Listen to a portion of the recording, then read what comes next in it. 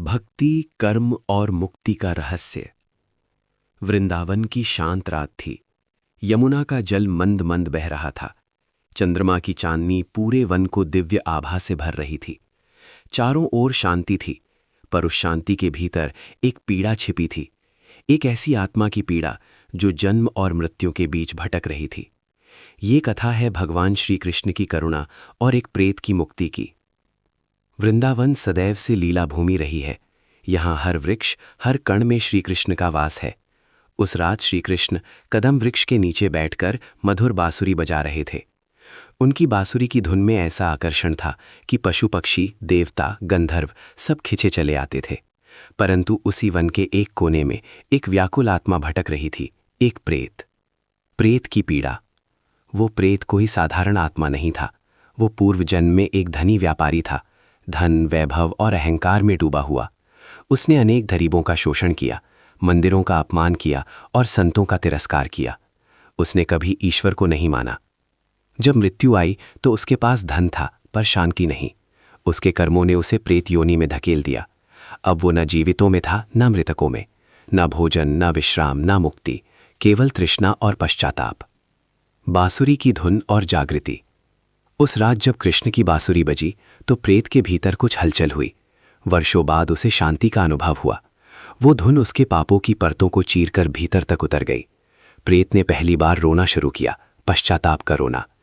वो धीरे धीरे उस दिशा में बढ़ा जहां से धुन आ रही थी। श्री कृष्ण का दर्शन। जैसे ही प्रेत कदम वृक्ष के पास पहुंचा, उसने दिव्य ज्योति देखी। श्री कृष्ण मुस्कुरा रहे थे, उनकी आंखों में करुणा थी। प्रेत कांप उठा। वो बोला, प्रभु, क्या आप मुझे देख सकते हैं? मैं तो पापी हूं, तिरस्कृत आत्मा हूं। श्री कृष्ण बोले, हे आत्मा, मैं सबको देखता हूं।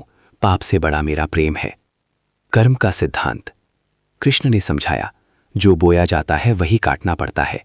तुमने अहंकार बोया, इसलिए तृष्णा और अकेलापन पाया, परंतु पश्चाताप ही मुक्ति का प्रथम द्वार है। प्रेत ने रोते हुए कहा, प्रभु, क्या मेरे लिए भी मुक्ति संभव है? कृष्ण ने कहा, जब तक मन में परिवर्तन है तब तक मार्ग है। प्रेत का आत्मस्वीकार। प्रेत ने अपने पाप स्वीकार किए। उसने कहा कि कैसे उसने भूखों का अन्न छीना, विधवाओं की संपत्ति हड़पी, मंदिर तोड़े।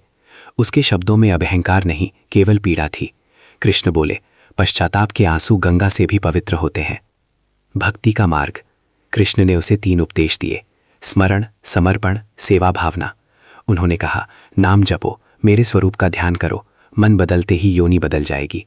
प्रेत ने उसी क्षण गोविंद का नाम जपना शुरू किया। परिवर्तन की प्रक्रिया। दिन बीते। प्रेत अब वन में किसी को डराता नहीं था। वो शांति से नाम जपता। धीरे धीरे उसका सूक्ष्म शरीर उज्जवल होने लगा, उसकी पीड़ा कम होने लगी। अंतिम परीक्षा। एक दिन कुछ चरवाहे उसी वन में आए। प्रेत के भीतर पुरानी प्रवृत्ति जागी, भय दिखाने की, पर उसने स्वयं को रोका। उसने कृष्ण का नाम लिया। उसकी परीक्षा पूर्ण हुई। मुक्ति का क्षण। अचानक दिव्य प्रकाश प्रकट हुआ। श्री कृष्ण फिर सामने आए। उन्होंने कहा, तुमने अपने मन को जीत लिया, अब तुम मुक्त हो। प्रेत का सूक्ष्म शरीर प्रकाश में विलीन हो गया। वो आत्मा अब प्रेत नहीं रही, वो प्रकाश बन गई। कथा का संदेश। ये कथा हमें सिखाती है, कर्म का फल निश्चित है, परंतु पश्चाताप और भक्ति से परिवर्तन संभव है।